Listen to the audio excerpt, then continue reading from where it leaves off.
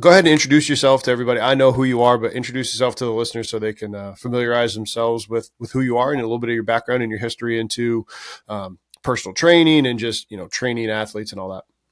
Yeah, so my name is Dan Dallatore. I'm a doctor of physical therapy and the owner of Infinite Capacity Physical Therapy. We're located in South Portland, Maine.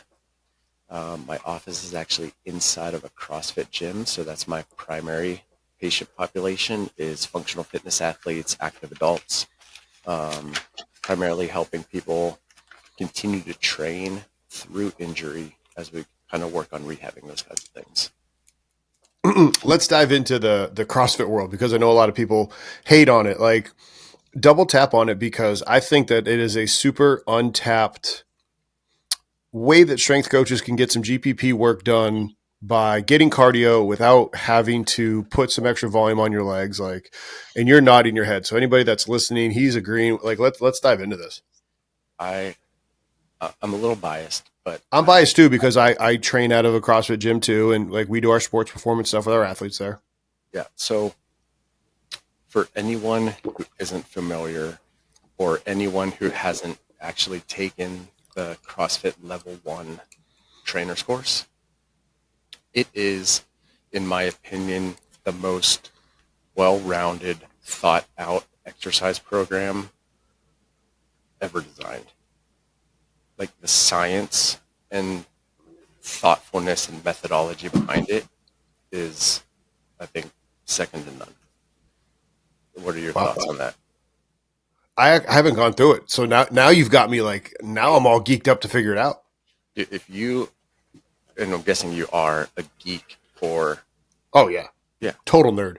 yeah, exercise science, like highly recommend going through it.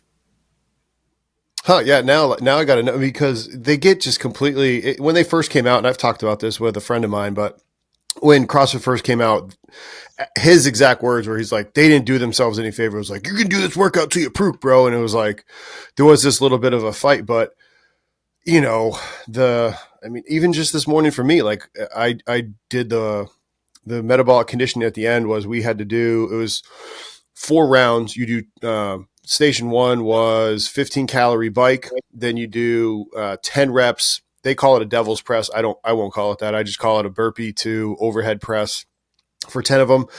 And then you have 3 minutes to get it done, but like you get it done around 1:45. So you have a minute 15 to catch your breath. Then the next station you do 15 calorie row and then 15 burpees. Again, you're getting done around 1:45. Then the third round, you go back to the bike. Fourth round, you're back on the rower. And like my heart rate, it's just in your throat. And that icing and that ability to do that lactate suck work and calm yourself down, like they're really mastered that lactate middle of the zone work that so many people talk about you got to get rid of. But I have some strength coaches coming on where we're going to talk about the fact you have to train the middle. Yeah. And like the whole idea is, like you said, that GPP and being able to utilize all of those energy systems, whether it's super short, like a 1 rep max snatch, or something longer, like a 5K, and just being able to train through that entire realm. And yeah, The thing that a lot of people won't really want to admit is the fact that when you do some of this CrossFit style lifting, some of those other things do improve. yeah, for sure. And Which will also just go to the fact that not a lot of athletes are as advanced as everybody says they are. Like the training age is still so low that everybody's tube of toothpaste isn't as squeezed out as maybe some of us think it is. can you elaborate on that?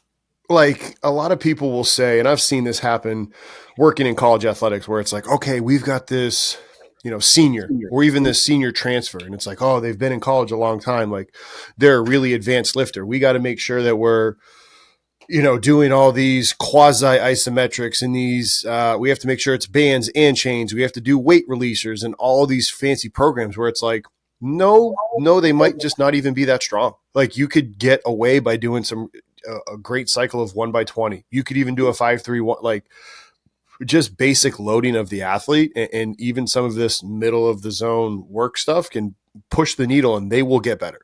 Right. And what's the functional carryover in some of those other things? Correct. How do you define the word functional? How do I define functional? I mean, I think it's going to be very specific based on if we're talking about an athlete, if it carries over to the specificity of what they're training for or doing, or if you're talking about overall life and being able to do the things that you want to do, like, for instance, control yourself down to the ground and then get back up again, a burpee is very functional. Get CEUs faster, cheaper, and more convenient than ever before with Strength Coach Network. Hey, it's Justin, here to tell you about how Strength Coach Network can now help you out with our premium membership and CEUs to the NSCA and CSCCa. Upon signing up for our premium membership, you will get 2.0 or 10 CEUs immediately. That is an entire year's worth of CEUs that you are able to access from the convenience of your office. No traveling for conferences, no waiting on flights, no eating out, no expensive hotels. Just the good stuff from great coaches. Now, if you need extra CEUs for past years during the reporting period, we can bundle Fundamentals 1 or 2, which also come with 2.0 or 10 CEUs to your purchase. That way, you're able to take care of your CEUs for the best price, most convenient, and learn from some of the best coaches. If you want more help with this, email us at service@strengthcoachnetwork or visit us at strengthcoachnetwork.com, and I would be delighted to help you out. Touche to anybody that says burpees are unfunctional. Touché. My burpee game has gotten so much better from just doing it. You want to talk about the SAID principle? Oh my goodness. Burpees will always suck. You just get better at doing them. Correct. So they're never less sucky. No. Anybody listening right now, so the reason that I initially reached out to you was one of the coolest things I've ever seen was the Hawkin Dynamics force plates in pitcher's mounts. Shout out to Hawkin Dynamics for having the best force plates. And I'm assuming, and maybe you do or don't, but you also have the True Strength because I got the True Strength. So shout out to Hawkin for having the best tech in the game. The force plates in the mound. Talk about that. Yeah. So I am very lucky to where I am in super close proximity to Hawkin headquarters. We're like 15 minutes apart from each other. Oh, nice. So I actually got hooked up with Hawkin by chance because I ran into Oliver, the COO, randomly, got caught up in a conversation. He's like, hey, swing by headquarters sometime. I'll show you around and blah, blah, blah. One thing led to the next. I ended up with a pair of Hawkin plates. So as soon as I got them, I knew that I wanted to, well, first of all, incorporate them into my CrossFit population. But I have another PT who works with me who specializes in baseball athletes. So he has a portable pitching mound in my office, but I knew I wanted to create something for him so that he could utilize the plates as well with his population. So I thought about how we could incorporate them into a mound, but I don't really have that engineering kind of thinking. But there's a member at our gym who does lots of woodworking and is an engineer. So I kind of threw the idea off of him. He designed it in his CAD program. Yeah, threw me back like this beautifully detailed blueprint of basically all the measurements that I had to do, the cuts that I had to make, and I just had to assemble the thing. Wow. Yeah, it was pretty awesome. That's incredible. So how far apart are the plates? So again, anybody that's listening, the link to the video will be down below and you'll be able to see it there. For anybody right now, like, wait a minute, what are they talking about? Is it for both feet off of it? Does it matter if he's a righty or a lefty? Like how far for the stride? What are we talking about? Yeah. So with the Hawkin plates, there's always a right and a left plate. So I wanted to design it so that the plates could be interchangeable, and I wanted to be able to vary the length between the plates depending on the pitcher's stride. Yep. So basically we have a trough down the entire center of the pitching mound That's the width of the plates. So we can vary it depending on where their lead leg lands, and then fill in the remainder of the space with basically spacer blocks so that it doesn't slide up and down the mound. That is some next level engineering. I know, right? Like, that's incredible. Tom.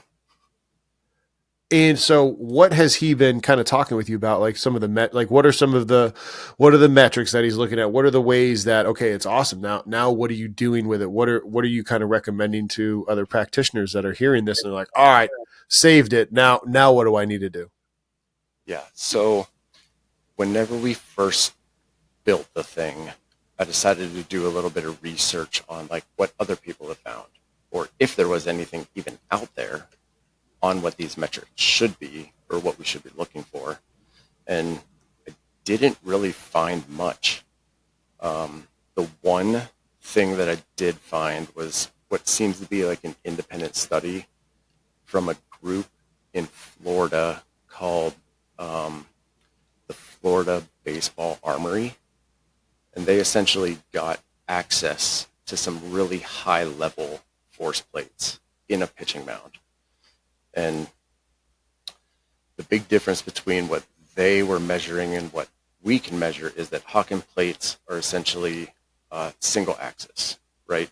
They measure in the vertical plane straight down through the plate. The plates that these people were using were multi-axial. So they were able to measure vertically.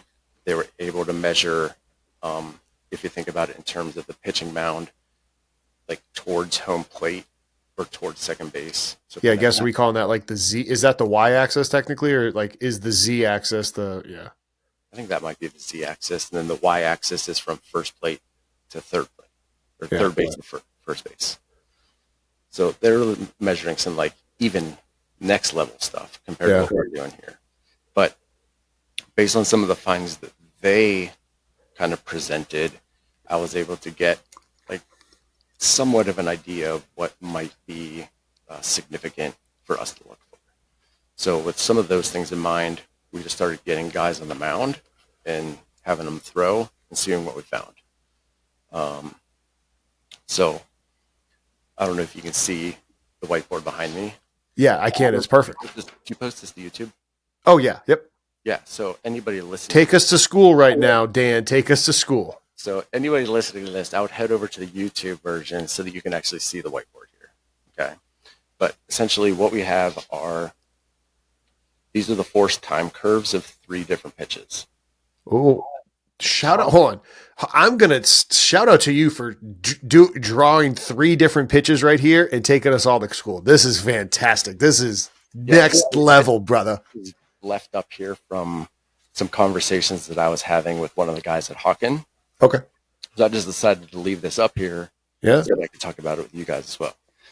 They appreciate it. Yeah. So the top 2 are from the same pitcher, and then the bottom one is from a different pitcher. Okay. So basically, I was just kind of drawing these out and seeing some of the things that I was referencing from that study that I found, and then B, seeing what kinds of correlations we could find ourselves. Right. We're looking at everything from impulse of the rear leg, which is essentially the force under the curve, which is going to be the shaded area there. Yep, shaded blue for anybody watching. Steepness of that curve, looking at what the lead leg was doing. Steepness, yep. Which is that steep peak whenever it turns from from blue to orange. The time from the peak force of the rear foot to the peak force of the lead foot whenever it strikes the other plate. And all these other variables, seeing if there was any correlation between what's a good pitch, what's a bad pitch, what increases velocity, what makes one pitcher better than another. What's up, everybody? Taking a quick break from the show to talk about one of our sponsors, TeamBuildr. I've been using TeamBuildr since 2019 when I was at Towson. I still use it with my remote athletes. I also use it at Goldfinch, which is the private sector gym I train at, and we use it at Centennial, which is the high school that I'm working at. Now, if you're printing on lift cards because you say, oh, I can't afford TeamBuildr, Guess what? TeamBuildr has a pre-written grant that you can locate on their website. You simply change the name of you, your organization, and the areas that they highlighted, and they can help you get TeamBuildr at your facility, your university, whatever it is, so that way you can optimize how you train your athletes with this software. Now, TeamBuildr is also a part owner in the Plyomat. The Plyomat is something that I utilize at Goldfinch, and it helps you be able to see how high somebody jumped, the ground contact time, and RSI. You can get all that conveniently right there. You can reach out to your rep from TeamBuildr to be able to get more information on the Plyomat. It's fast, it's reliable, it's convenient, and it's trusted by coaches worldwide. Check them out as well as TeamBuildr in the link down below. Questions so far? No, I'm excited. Just keep I am geeked. Again, big nerd hat. Remember, PhD right here. Like, love to learn, love to nerd out. I have an entire stack of research, Journal of Strength and Conditioning right back here. So I'm along for the ride and I'm loving this. Perfect. So the first thing that I noticed between these two specific pictures was the steepness of that curve for the rear leg. Yeah, like I mean, looking at that right now, it's like even just between his two pitches, but like, looking at the steepness here. Yep. Versus how like flat and drawn out that bottom one is. Right? And so I'm instantly thinking of triphasic training from Cal. Are you teeing that up? I mean, I thought that it was going to be important. Yeah. So that's why I started measuring impulse. Okay. See if there was a big difference between the areas underneath those curves. But the impulses for those two pitchers is near identical. Ooh. And guess what? The velocity on their balls is? The guy in the bottom's faster. Near identical. Really? Yeah.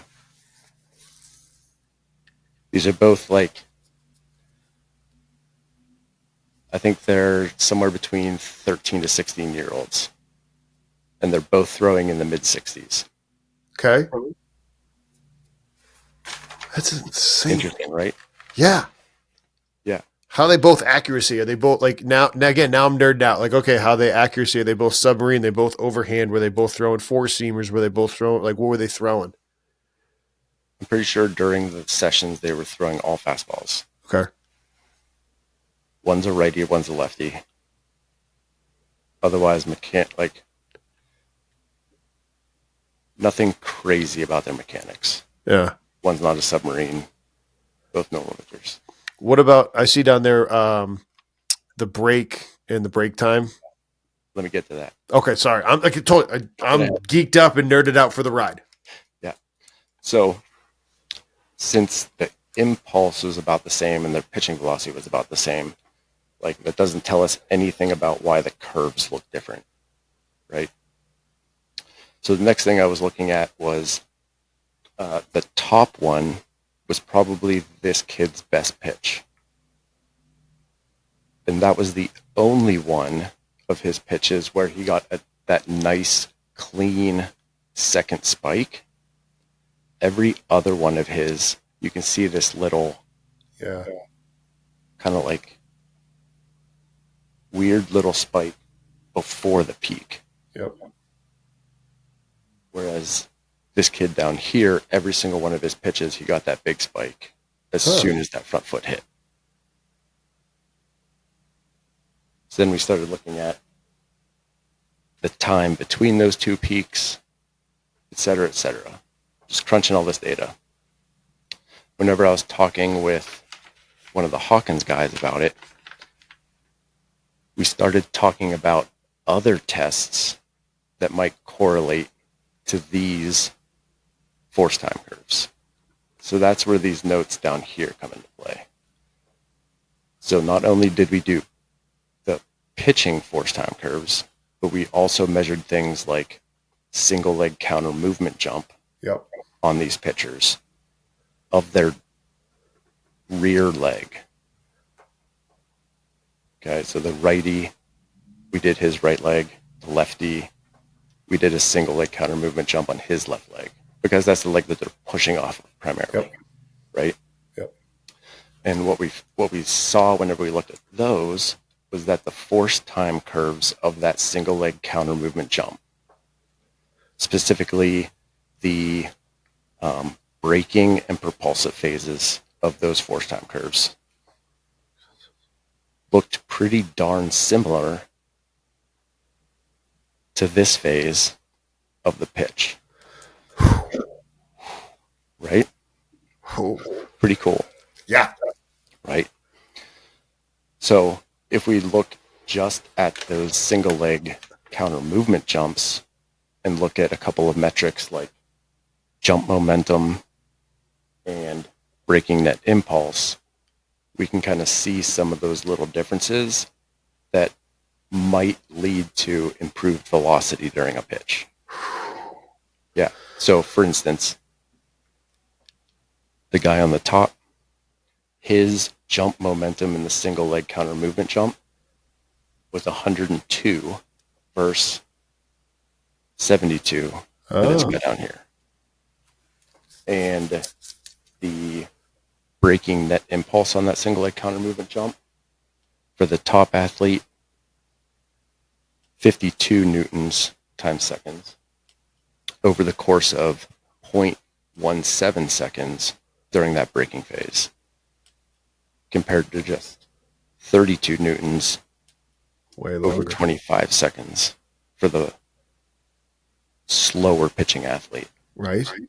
Yeah. So our thought is that even though these guys are throwing about the same, if we can clean up some of the mechanics and jump momentum, braking net impulse for this bottom athlete to make his force time curves here look closer to here, this guy is actually going to be the more successful pitcher and be able to throw at a faster velocity. I have so many questions right now. Like, okay, first of all, bravo to you. Like, now, was that single leg takeoff same single leg land or double leg land on it? Single Okay. leg. Bro, so my first question then is, how much are you, like, I agree with you. Like, that's incredible. You change it. My question, and maybe some of the listeners are saying, what happens if that's who he is and that's how he pitches? How much of it is just like when you try to fix the imbalance with a pitcher, like, oh, well, his right arm does all this, we got to do the same on the left. Like, how much of it trying to make his force time curve look like the upper guy might do more harm than good, in your opinion? Well, I mean, even just based off of some of the things my guy Nick sees with his pitching, like, there's room mechanically to clean things up in the first place. Gotcha. So, and again, these are 13 to 16-year-old kids. Like, there's going to be some biomechanical things that we can clean up. They're going to continue getting stronger, gaining weight, et cetera, et cetera. Yeah. So these things are going to be naturally changing over time anyways. But now we at least have some baseline data on these pitchers so that as we improve some of these things and their bodies are changing, then we can look back on it and be able to compare it as they improve. Next question. Was this from the stretch or from the windup? What's up, everybody? Taking a quick break from the show to talk about one of our sponsors, Hawkin Dynamics. I've been using Hawkin Dynamics ever since I was at Towson. Still utilize it today when I'm at the private sector at Goldfinch. Even brought the plates from Goldfinch over to Centennial to do some force plate testing with the football team there. We've done force plate testing with other high school athletes. It is something that you need to get. If you want more help with it about how to practically use it and you want to reach out to us, feel free to reach out to us at service@strengthcoachnetwork.com. Not only do I utilize it with lower body assessments, I use it with upper body assessments, plyo push-ups, prone Y assessments. You can also utilize it for what I call an upper body isometric mid-thigh pull, where essentially you're doing a push-up at the strongest range and you're pushing into an immovable force, so a barbell, same way you do an isometric mid-thigh pull. Like I said, been using them for years. Valid, reliable. The customer service is fantastic. Go check out Hawkin Dynamic in the link down below, and you will not be disappointed. And do you think it matters? As soon as they lifted that lead leg off the ground, we started recording data, Gotcha. if that makes sense. Yeah, and so that were like, and they were in, and the reason I'm just nerding out. Like, is it both feet on the on the mound? So I guess that would technically be from the stretch as they're going and throwing, as if somebody was on first or second base. Yes. Have So you they get into that single limb stance Yep. on the rear leg was whenever we hit play. Would you have you ever done like, okay, hey, we're going to do a simulated BP like over 20 pitches, and then been like, hey, let's start to see how this person does, like how their force time curve and how they look over time, to be able to see, okay, they're the way they're throwing is fatiguing over time. We can work on the ability to help with their endurance, so that way they can continue to pitch at a higher level because they're not breaking down over that time. Or, hey, he's been consistent this whole time. Like, man, look at this. Look how impressive this is. Yeah. So typically, whenever we get guys on the plates, we're having them go for anywhere from 10 to 20 pitches. That's awesome. And I'm recording close to all of them. That's so cool. I haven't gotten into like breaking it down that far. Yeah. Because we've been more focused on those metrics that are going to help us with their training in terms of, I guess, like the velocity aspect. But I hadn't even thought of the endurance aspect yet. So thanks. You're welcome. What would be, I don't want to say like, what's the one thing? Like, what are some things that you're like, man, I was shocked that we found this out? And then what were some things you're like, you know what? We kind of like, we were expecting this and this kind of confirmed it. Yeah, I think, again, that like realization that the pitching curve that I showed, like that rear foot, aligned so well with the single leg counter movement jump. Like, it was kind of mind blowing, but then looking back on it, it's like, well, yeah, of course it's going to, right? Yeah. They're producing single leg power during the pitch, just like in that single leg counter movement jump. It's like, I don't know why I hadn't thought of that sooner. Now my nerd brain, I'm like, ooh, I wonder what would happen if you did your single leg drop jumps. Like, what would, like, you know what I mean? Like, what, like, again, just my nerd side's like, I wonder what it looks like. And I wonder, like, if your intervention would be, hey, we're going to work on single leg power. And like, all right, our intervention is going to be single leg, just verticals on it, some single leg drop jumps, and then single leg, a squat jump on it to like kind of surf for everybody's going to freak out that I'm saying we're going to surf I know it's technically not the load velocity profile, but the fact of that it's just a counter movement, getting rid of the counter movement, and then a higher counter movement because you have the drop jump pre-stretching. Like that again, like that's just my nerd side coming out right now. Right. And again, we have to think about, just like we were talking about with CrossFit and functionality. Yeah. Like some of the, like once we have this data, we then have to be able to take it and apply it to functionally specific exercises and things that are going to help improve those metrics. Does that make sense? Yeah. Yeah.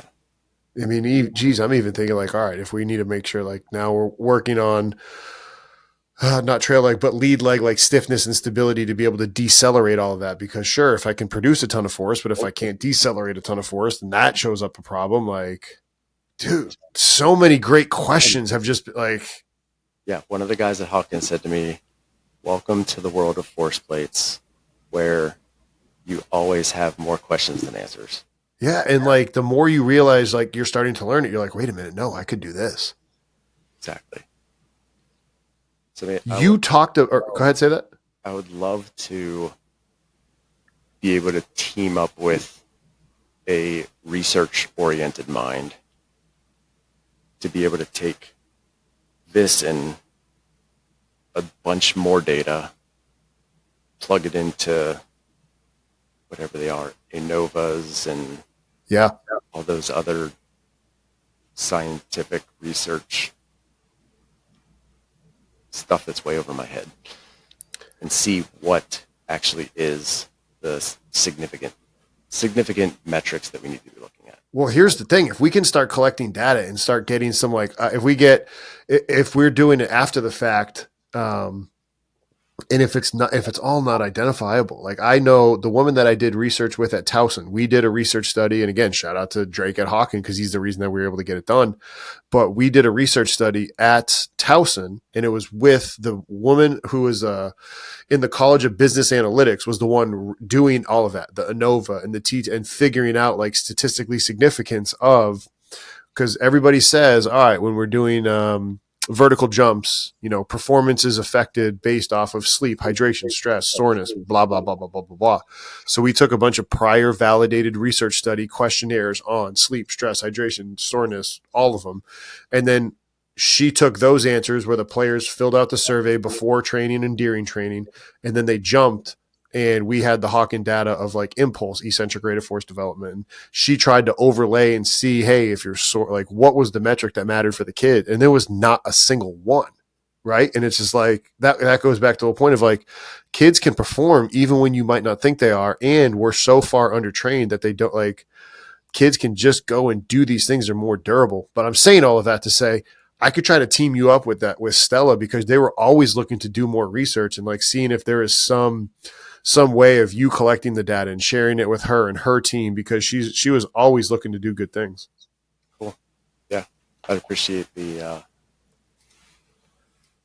going to write myself a note to be able to make sure I remember that. How about the CrossFit stuff? So what are you doing with the CrossFit stuff with the plates? Because I actually was talking about doing something similar to be able to measure like IMTP. I call IMT push, isometric mid-thigh push. Shout out to you, John. I'm not messing that up anymore. Isometric mid-thigh push. What are you doing with that with the CrossFit pop? yeah. So because I'm using it primarily more with injured athletes and things like that, I'm doing counter movement jumps, some isometric type stuff depending on the body region. I do a lot of isometric calf raise. Oh, okay. Injured Seated runner. or standing? Standing a lot of. Okay. Yeah, for injured runners or Achilles tendinopathy individuals. A lot of squatting, body weight or loaded, to see differences side to side. And I use it a lot for the closed kinetic chain upper extremity stability test. What's up, y'all? Taking a quick break from the show to talk to you about another one of our sponsors, Vitruve. I've been utilizing Vitruve for a while now, and I absolutely love the convenience of this app. The encoder is at a price that you cannot beat compared to the competitors. Also, I don't personally like the camera apps. I've known that they continue to break down, and I really enjoy having this encoder attached directly to the bar. Vitruve does that. Not only does it do that, but it'll show me velocity loss during the set, shows me average velocity, all of it right within the app. Not only that, for the app on the individual athlete, there's a Vitruve Teams app where now, as the coach, I can see all the results from my athletes. I can API that into my TeamBuildr, and now everything that I'm trying to do, get better competition, better intent in the weight room, I am able to do with Vitruve. If you want more information about them, click the link down below, or you can ask us questions directly at service@strengthcoachnetwork.com, and we would love to answer those questions for you. To see differences in loading the arms side to side, how many taps they can do in the 15 seconds, etc. Now, are you having everybody lie prone, and you getting any, eyes, wise, T's, the ASH test stuff? I do some ASH test, but not specifically with the force plates. Okay. I have a dynamometer device that I use for that. Now with that one too, I call it isometric mid-thigh pull for the upper body, but getting that immovable thing where they can, get them in their strongest range, just like you would on the IMTP for the lower body. But now they're pushing up into that immovable object with a pad on it. So that way they're just, pushing down. That's really not a mid-thigh pull. That is an IMT push for the upper body. And now being able to take that data. That's something that I've been a big fan of too. And hopefully maybe you guys consider doing that too. Like, who knows? Love it.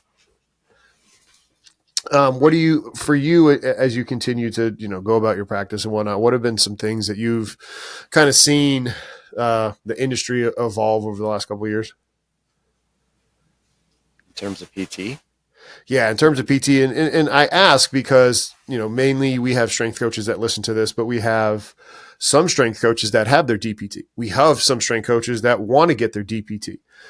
Mainly that's in the higher NBA world, MLB world, right? Occasionally, it's in the college world if they're, you know, that injury return to play person. But a lot of the times, the strength coach is collaborating with the PT. And so the reason I ask that is A, for the strength coach that wants to maybe become a PT, how they could do it and how they could do it a right way.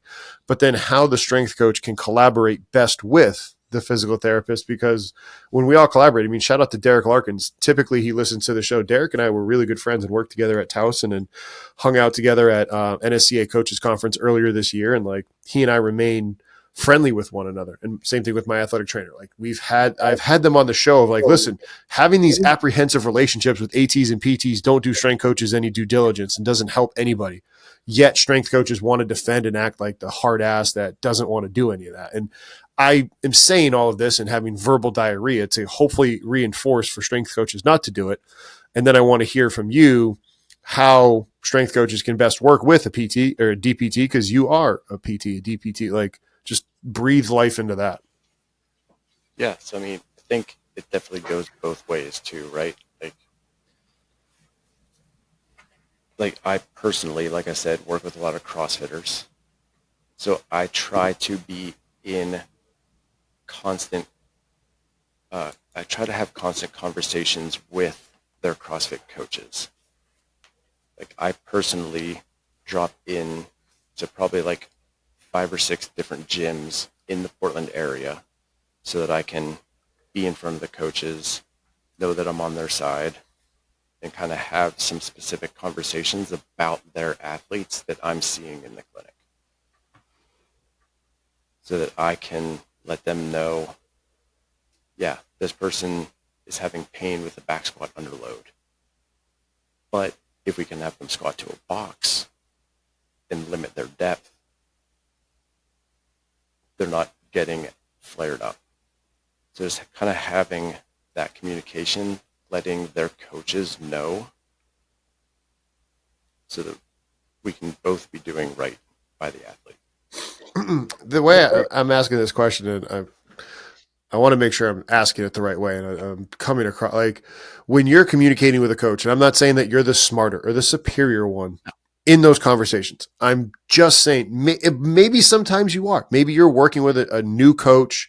And again, I'm not attacking any of the CrossFit coaches or any of the coaches that you talk with. But what I'm saying is, if you are working with a new practitioner that maybe doesn't have the same forward thinking mind that you had of exploring and looking at single leg counter movement jump and how it compares to the trail leg, how do you relate, ask questions, be curious, and not attack when maybe you do know more than somebody and you want to work together?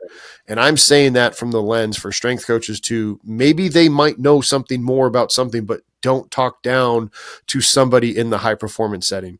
So I think I PC'd that enough to make sure, like, I'm not, if you have more information than somebody on a topic, how do you personally, Dan, communicate with that person to stay friendly, kind? Because as a whole, I think strength coaches don't do a good job on this, myself included, and I'm getting better at it.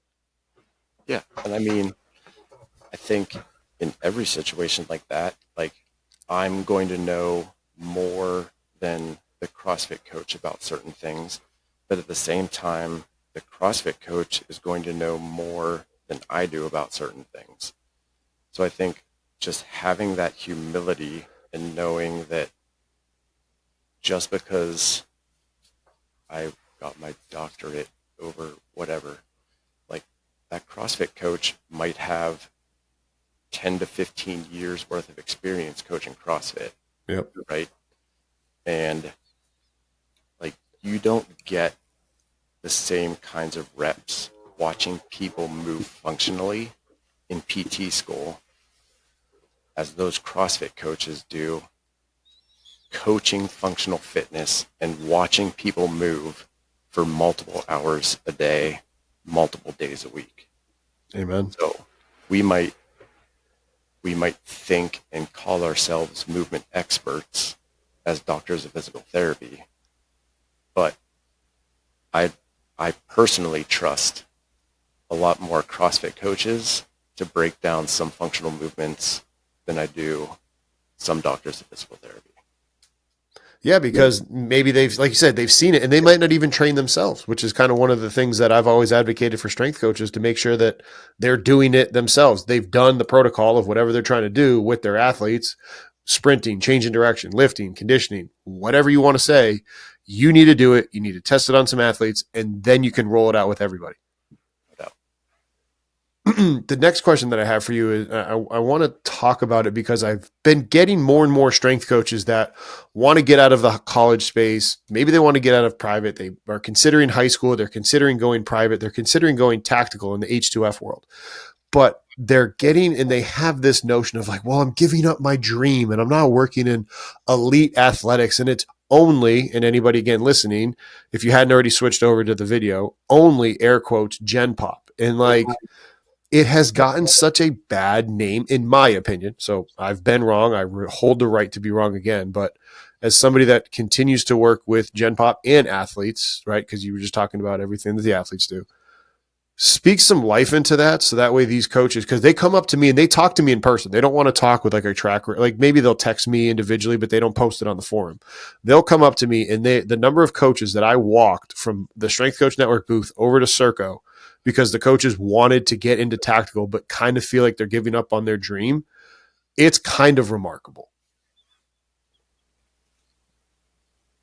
That's crazy. Right? Yeah. I mean, taking a quick break from the show to talk to you about one of our sponsors, Powerlift. I used Powerlift when I was at Harvard, Maryland, and the University of Iowa. I was also part of the staff that had the new weight room at the University of Iowa, the 32 rack, beautiful facility. I was a part of that. I also have Powerlift's equipment nowadays. Powerlift Strong, made here in the great state of Iowa in the great country of the United States. They're able to work with you on any customizations that you need, logos, height, whatever it is, the limitations that you have. Their equipment is strong. The people there, they're very good people. Check them out in the link down below. And if you have any questions on how to work with them, reach out to us at service@strengthcoachnetwork.com and we would be delighted to help. I guess it depends on what the dream is and why you have it. and why you have it. Is the dream to help people run 40-yard dashes and jump 40-inch verticals so that they can make it to the next level? Or is the dream to help people improve their fitness for what they need it for? Mm-hmm. And is it to help them to say, look at me, I am the best at helping people, or like, hey, I've used my God-given talent and ability to help out humans, human beings, people get better at, like you said, whatever they want to do so they can live a better life and put some years on their life to be able to continue to take care of themselves and spend time with their kids, their grandkids, whatever it is. Exactly. Like you said, tactical. How super cool is that? Like, that's the business line ringing right now, everybody. This has happened on like 4 or 5 episodes where the business line is ringing right now. Oh, I'm gonna send them to voicemail. Already have questions about the force. They already want to know about exactly. They want to know. They want to know about the force plate. They're calling right now. But to your point about tactical, you're right. Working with tactical people. And we've had tactical strength coaches come on that says their tactical athletes are the most happiest, not because they help them hang out of the fire extended bridge ladder better. It's, I can throw a baseball with my son in the backyard. And to everybody that dogs on Gen Pop, guess what? You're a football athlete or baseball, whatever, that is done playing at 38. If they want to train at 50, they are now a Gen Pop athlete. Like, you know what I mean? So it's like, it just, it hits close to home for me because maybe that's just what I was shoved down my throat. But that's part of the reason why Corey Van Wyck reached out to me and was my acquisitions editor for the book that I like. It's something near and dear to my heart. Yeah. And I mean, I can relate to that too, because in the world of CrossFit, if you've never done it before, what is the majority of the population's like visual of CrossFit? Burpees, bad Under technique. CrossFit games. Oh, okay. Sorry. Yeah. Like if you talk to somebody that's never done CrossFit, like what does a CrossFit athlete look like? Oh, yeah. They're jacked and shredded. Yeah. Yeah. Zero body fat. They're the biggest freaks ever. But what percentage of CrossFitters represents those individuals? It's like Same. 0.0001% of everybody that does CrossFit are the people that you see on ESPN doing the CrossFit games. Every single other person is doing it for the reasons you listed. To be healthy, to be able to play with their grandkids, to prevent themselves from going into a nursing home and being the youngest person there. Yeah. Or even having to have that conversation earlier than you want to have. No doubt. Like, I don't want to have my kids have that like, hey, you know what, Justin? I don't really think you can take care of yourself anymore. Right. You can't get back up off the floor if you fall down. I mean, Mike Boyle talked about it before with like T-spine importance. He's like, you think your T-spine rotation is not important, so you can't wipe your own butt. Like, you know what, Mike? You're not wrong. Or even like he called it the slow shuffle too. When you go from walking, you have one foot on the ground, to shuffling where they're both feet on the ground. Now you're shuffling and you have the walker. So it's not just 2 feet on the ground, it's 6 points of contact. And now next thing you know, it's the slip, fall, break your hip. Now you're in the retirement home. Yeah. Good night. We're on the fast track to 6 feet under because there's a high correlation between hip fractures and mortality. I did that. That was part of what I had to do for my dissertation, my comprehensive exam. They give you like the topic and you have 3 weeks to research it and write a big, 30-page paper. And that's what I wrote on. And it's insane how the minute that fracture happens, it's like, yep, speed the clock up, like, cause now you're going under. Yep. Crazy. To put a bow on this and respect your time, what would be kind of some of your last thoughts, closing remarks as you're talking to the entire strength coach world? Like I said, high school, college, pro, tactical, private sector, some PTs, ATCs, but mainly strength coaches right now. I mean, I think something that would wrap up this conversation well is like, stay curious. Like if I didn't just wonder, like, what information could we get from these force plates if we stuck them into a portable pitching mound? Like, I wouldn't even be sitting here with you right now, right? And then along those same lines, like, if anybody out there hasn't done CrossFit before and they're looking for some new methods to challenge their athletes, like, be curious, go try it. Take that CrossFit level 1 trainer course that we were talking about before. Like, don't just poo-poo it. Amen. Yeah, I couldn't agree with you more. Like, I'm for sure gonna look into that course myself, and yeah, just continue to dive down this rabbit hole. Dan, I appreciate your time, being very gracious with us, talking to us, and yeah, just thank you so much for sharing and for leaving that beautiful illustration up behind you. Thanks for watching that video. If you enjoyed it, click right here for videos just like that, and make sure you click here to subscribe to our channel. Have a great rest of your day.